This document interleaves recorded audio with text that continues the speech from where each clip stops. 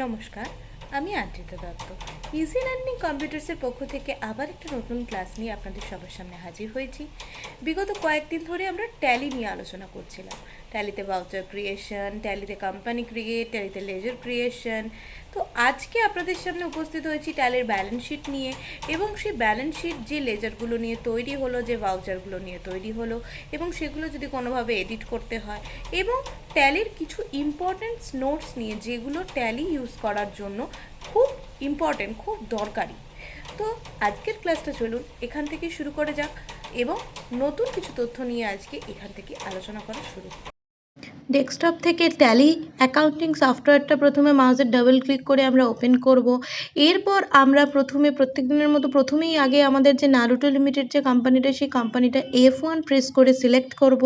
এবং আমাদের কাছে যদি একাধিক কোম্পানি থাকে, সেখান থেকে আমরা যদি নিজের কোম্পানিটাকে শুধু রেখে বাকিগুলো শাট করতে চাই, তখন Alt+F1 এই শর্টকাট কিটা আমরা কিবোর্ড থেকে প্রেস করব। এবং প্রেস করার জন্য আমাদের যেহেতু একটাই কোম্পানি ছিল, সেই জন্য আমরা F1 দিয়ে আরও কোম্পানি সিলেক্ট করে নিয়ে আপনাদের দেখাচ্ছি।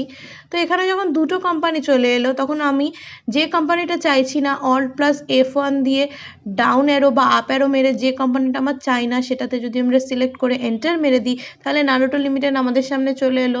এরকম 10টা 12টা যত কোম্পানি থাকুক, আমরা কিন্তু নিজের কোম্পানি এইভাবে খুঁজে নিতে পারবো।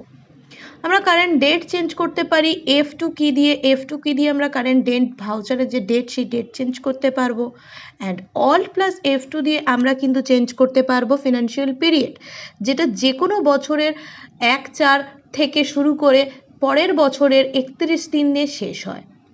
এরপর আমাদের কোম্পানিতে কোনো কিছুর যদি আমরা চেঞ্জ করতে চাই, তাহলে আমরা Alt+F3 দিয়ে আমরা কোম্পানিতে যাব। কোম্পানির মধ্যে অল্টার অপশান আছে, সেই অল্টার অপশানের মধ্যে গিয়ে আমরা এডিট এবং মডিফাই করতে পারবো।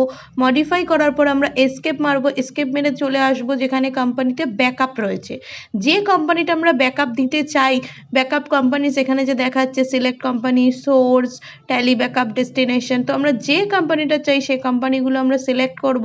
সেই কোম্পানির যে নেম, সেই নেমগুলো আসবে, এবং এখান থেকে আমরা এন্টার মারলে কোম্পানির ব্যাকআপ নেওয়া শুরু হবে। আমাদের ব্যাকআপের জন্য যে ডিস্ক দরকার, সেইটা আমাদের কাছে কিন্তু বারবার শো করছে। যখন আমরা এই ব্যাকআপের পর রিস্টোর অপশানে যাচ্ছি, তখন আমাদের একটা ডিস্ক দরকার, সেই ডিস্কের মধ্যেই ডেটাটা চলে যাবে, যেটার জন্য আমাদের কাছে অপশানটা এলো। এইবার আমরা আবার এস্কেপ মেরে গেটওয়ে অফ ট্যালি যাব, এবং গেটওয়ে অফ ট্যালি থেকে আমরা লেজারে আবার চলে আসব। লেজারের মধ্যে এসে লেজার যদি অল্টার করতে হয়, ঠিক একইভাবে কোম্পানির মতো অল্টারে এসে আমরা যে লেজারটাকে আমরা অল্টার বা মডিফাই করতে চাইবো, সেই লেজারটার মধ্যে ঢুকবো। সেইটার সিঙ্গেল লেজারও এইভাবে অল্টারে হয় এবং মাল্টিপল লেজারও অল্টারে হয়। সিঙ্গেল লেজারের ক্ষেত্রে একটা লেজার আমরা ক্রিয়েট করে তার একটাই আমরা গ্রুপ দিতে পারবো, আর মাল্টিপল লেজারের ক্ষেত্রে একটা গ্রুপ দেওয়ার পর তার আন্ডারে যতগুলো লেজার হবে, সেই লেজারগুলো আমরা ক্রিয়েট করতে পারবো। তো এইভাবে আমরা এখানে সবটা কিভাবে আমরা নেম, অ্যাড্রেস, স্টেট দিতে পারি, এগুলো নিয়ে আগেও আলোচনা করা হয়েছে, কিন্তু এখানে একটা অল ওভার ইন ডিটেলসে আলোচনা করা হচ্ছে। এরপর আমরা আবার চলে আসবো হচ্ছে গেটওয়ে অফ ট্যালি, এবং সেখান থেকে আমরা যখন আসবো, সেই জায়গাটা হচ্ছে ব্যালেন্স শিট। ব্যালেন্স শিটের দুদিকটা সমান থাকে, এবং সমান থাকার এই জায়গাটার মধ্যে আমরা আস্তে আস্তে ডিউটিস অ্যান্ড ট্যাক্সের মধ্যে ঢুকবো। সেখানে সিজিএসটি আছে, রাউন্ড অফ আছে, এসজিএসটি আছে, সেগুলোর মধ্যে কত কত কী আছে, ক্রেডিট হয়েছে কি না হয়েছে, সেই যে জিনিসগুলো আমি দেখবো, কোথায় ডেবিট হয়েছে, কোথায় ক্রেডিট হয়েছে, কি হয়েছে, ফুল চেক করার জন্য আমরা ব্যালেন্স শিটে এইভাবে আসতে পারি। তো ব্যালেন্স শিটে এইভাবে আসার পর আমরা প্রত্যেকটা প্রফিট অ্যান্ড লস থেকে শুরু করে এখানে আমাদের যে পারচেস অ্যাকাউন্ট রয়েছে, রাইট সাইডে আমাদের সেলস অ্যাকাউন্টস রয়েছে, কোন মান্থে কি হয়েছে সেই ডেট অনুযায়ী আমাদের এখানে রয়েছে। যেহেতু আমরা সেপ্টেম্বরের একটা ডেট দিয়ে আমরা এখানে জিনিসটা করেছিলাম, সেল করেছিলাম বা পারচেস করেছিলাম, আমরা যে এন্ট্রিগুলো দেখিয়েছিলাম সেগুলোর বেসিসে আমরা ব্যালেন্স শিট থেকে কিভাবে দেখব, এবং একটা বছর আমাদের পুরো কাজ হয়ে যাওয়ার পর যে কোনো বছর থেকে শুরু করে পরের বছরের 31 দিন পর্যন্ত আমাদের কাজ হয়ে যাওয়ার পর ব্যালেন্স শিটে আমরা কিভাবে মেলাবো, আর সেই জিনিসটা আপনাদের সামনে তুলে ধরলাম। এইবার পারচেস বা সেলসের ক্ষেত্রে আমরা প্রথমে গেটওয়ে অফ ট্যালি থেকে display, account book, ledger, sales লেজারে সেলস, পারচেস লেজারে পারচেস, জার্নাল লেজারে জার্নাল, এইভাবে আমরা যাব। এইভাবে প্রত্যেকটা আমাদের করে নেবো, আমরা দেখে নেবো কোন মাসে কোনটা কি কি হয়েছে, এইভাবে আলাদা যাব। আর যেদিনে আমরা এন্ট্রি করছি সেই দিনের জন্য আমরা ডিসপ্লে থেকে ডে বুক দিয়ে যে দেখতে পারবো সেটা আমি আগেই জানিয়েছিলাম।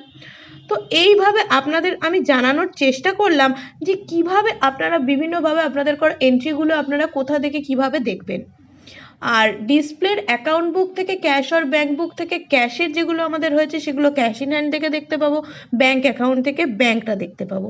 তো আপনাদের সামনে আমি এইভাবে জিনিসটা উপস্থিত করলাম যে আপনারা কোথা থেকে কিভাবে আপনাদের সারা বছরের এন্ট্রিগুলো বা কোনো এক মাসের এন্ট্রিগুলো আপনারা কিভাবে দেখতে পারবেন, আর আপনারা এক দিনের এন্ট্রিগুলো কিভাবে দেখতে পারবেন। তো আজকের ক্লাসটা ছিল আমার এই পর্যন্তই। আপনাদের যদি আমার এই ক্লাসটি ভালো লেগে থাকে তাহলে অবশ্যই লাইক, শেয়ার অ্যান্ড সাবস্ক্রাইব করে আমার পাশে থাকবেন, এবং যদি আমার চ্যানেলটি এখনও না সাবস্ক্রাইব করে থাকেন অবশ্যই সাবস্ক্রাইব করে বেল বাটনটা প্রেস করে দেবেন। সবাই ভালো থাকবেন, সুস্থ থাকবেন।